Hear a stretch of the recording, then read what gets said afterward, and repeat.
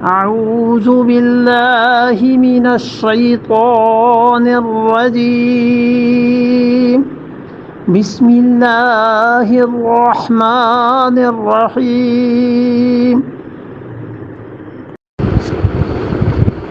ولما وقع عليهم الرجز قالوا يا موسى ادع لنا ربك بما عهد عندك لئن كشفت عنا الرجز لنؤمنن لك ولنرسلن معك بني إسرائيل.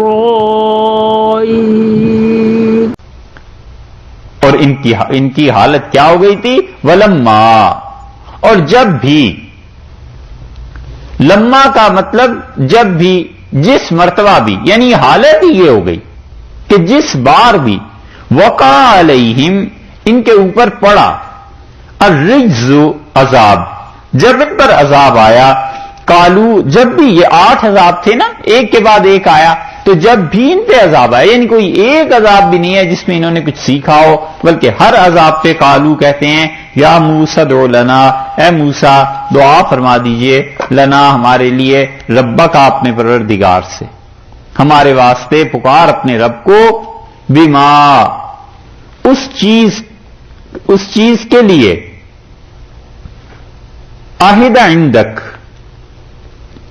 جیسا، بما، جیسا کہ تیرے پاس ہے، عہد عندک تیرے پروردگار کی طرف سے عہد ہے، جیسا کہ تیرے پروردگار نے تجھ سے وعدہ کیا، جیسا سکھا رکھا ہے تیرے پروردگار نے تجھے، یعنی موسیٰ دعا کر دیجئے، کیونکہ آپ کی دعا اللہ کے ہاں سے رد نہیں ہوتی.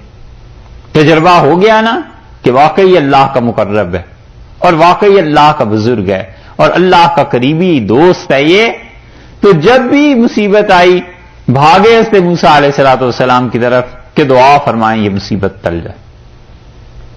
یہ مشرکوں کے اعتقاد اور عقیدے ایسے ہی ہوتے ہیں کہ جس کی مخالفت ہے اس کے متعلق یہ بھی عقیدہ ہے کہ ان کا خدا سے کوئی تعلق ہے.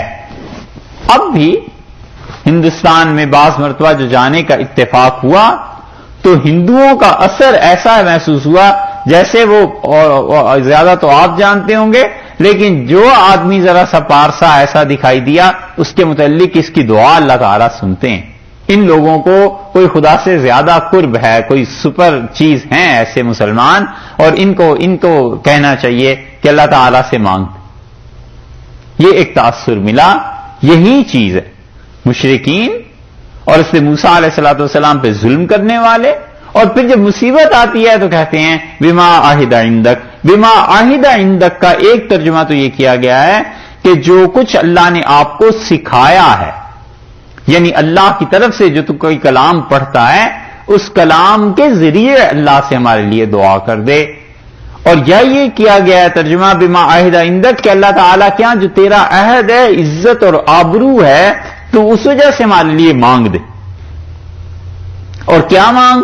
لئن کشفتا، اگر آپ کھول دیں، تو نے اٹھا دیے، عنا الرجزا، ہم سے یہ عذاب، لنؤمنن لک، تو ہم ضرور تجھ پر ایمان لائیں گے، وَلَنُرْسِلَنَّ، اور ضرور بھیج دیں گے، معاکا تیرے ساتھ، بنی اسرائیل کو.